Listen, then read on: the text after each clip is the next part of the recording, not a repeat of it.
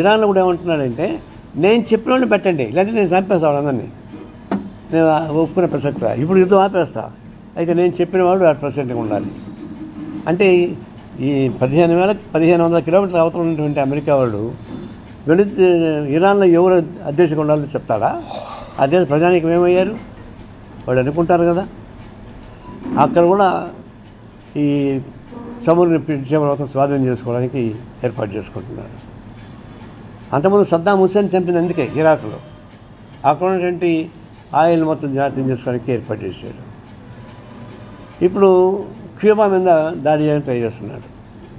ఇప్పుడు క్యూబా ఒకటే కదా గట్టిగా ఆ దీనిలో ఉండేది. అంటే దీనికి వ్యతిరేకంగా ఉండే వాళ్ళందరినీ దాడులు చేసేటువంటి స్థితికి తీసుకొచ్చాడు. ఇజ్రాయెల్ ఉసుకొల్పి లెబనాన్ని పాలిస్తాన్ లేకుండా చేస్తున్నాడు. ఇది ఇజ్రాయెల్ ఒక దుర్మార్గమైనటువంటి టెర్రరిస్ట్ దేశం. ఈ టెర్రరిస్ట్ దేశానికి నాయకుడు ట్రంప్. ఆయన అత్యంత పెద్ద టెర్రరిస్ట్. ఈ ప్రపంచంలో టెర్రరిస్ట్ ట్రంప్, తర్వాత ఇజ్రాయెల్ ఉన్నటువంటి వాళ్ళు తప్ప ఇంకోటి కాదు. వీళ్ళని అదుపు చేయడానికి ప్రపంచ దేశాలు ప్రయత్నం చేయాలి.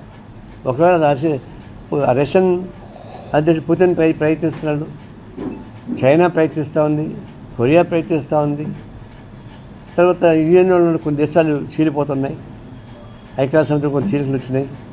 ఏమైనా కానివ్వండి, నేను మాత్రం వదిలిపెట్టే ప్రశ్న చెప్తా ఉన్నాను. ప్రపంచంలో పెద్ద దేశం మంది, డెమోక్రటిక్ నామ్స్ ఉండేది, పార్లమెంటరీ వ్యవస్థలు ఉండే దేశం మంది. ప్రపంచంలో మన దేశానికి పెద్ద విలువ ఉంది, అధీన ఉద్యమానికి నాయకత్వం ఇచ్చేటువంటి దేశం కాబట్టి.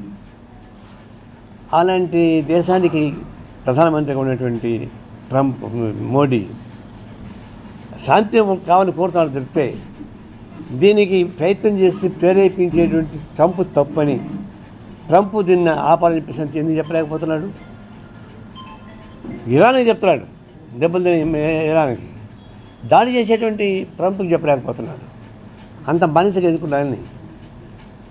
ఇందిరాగాంధీ ఉన్నప్పుడు ప్రైమ్ మినిస్టర్గా బంగ్లాదేశ్ ఇది వచ్చినప్పుడు అమెరికన్ వాళ్ళు బెదిరించారు. అప్పుడు నిక్సన్ ఎవరు ఉన్నారు ప్రెసిడెంట్గా. మీరు జోక్యం పుచ్చుకోవద్దంటే నాకు తెలుసు ఎవరితో నేతృత్వం ఉండాలో మేము డిసైడ్ చేసుకుంటామని చెప్పింది, ఎదురుగా చెప్పేసి. ఆ మాత్రం ధైర్యం లేదా ఇందిరాగాంధీ కొన్ని ధైర్యంలో?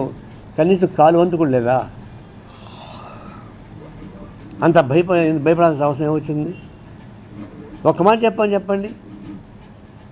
మా భారతదేశంలో మేము చెప్తున్నాం శాంతి కావాలి, దానికి ట్రంపే ప్రేరేపిస్తున్నాడు, ట్రంప్ ద్వారా ఇజ్రాయెల్ ప్రేరేపించబడతా ఉంది, ఈ రెండు ఆపండి మీరు అని చెప్పేసి ఒక మాట చెప్తే దానికి ఎంత బలం వస్తుంది ప్రపంచంలో?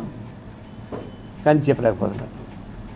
ఇంత ఒక విధంగా బానిసత్వానికి మించిన బానిసలుగా నిజాం నవాబ్కి దగ్గర బానిసలు ఉండేవాళ్ళు, నీ బాంచం ద్వారా అని చెప్పేసి అని పేరప్పుడు.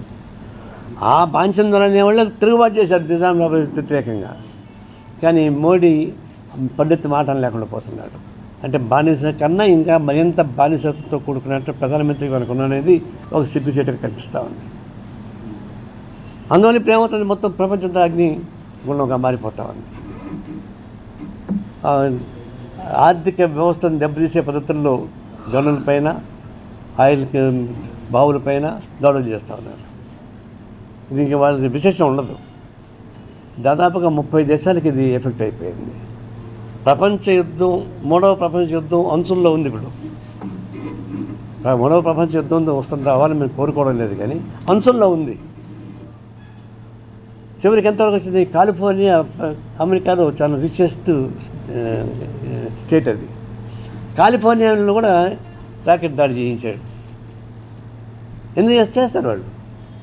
ఇరాన్ వాళ్ళు చేశారు. అంటే వాళ్ళపైన దాడులు చేసిన వాళ్ళు కూడా చేస్తారు, తిరుగుబాటు చేస్తారు.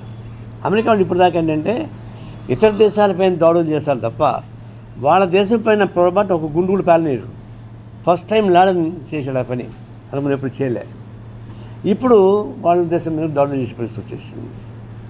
అందువల్ల ఇది చాలా ప్రమాదకరమైంది. ఇప్పటికైనా మన భారత ప్రధానమంత్రి ఒక ఆత్మధైర్యంతో, తర్వాత ఆత్మగౌరవంతో, నీ గౌరవం కాదు, భారత ప్రజానీకం 140 కోట్ల ప్రజానీకం యొక్క ఆత్మగౌరవాన్ని కాపాడాల్సిన బాధ్యత మోడీకి ఉందని చెప్పేసి నేను స్పష్టంగా చెప్తా ఉన్నాను.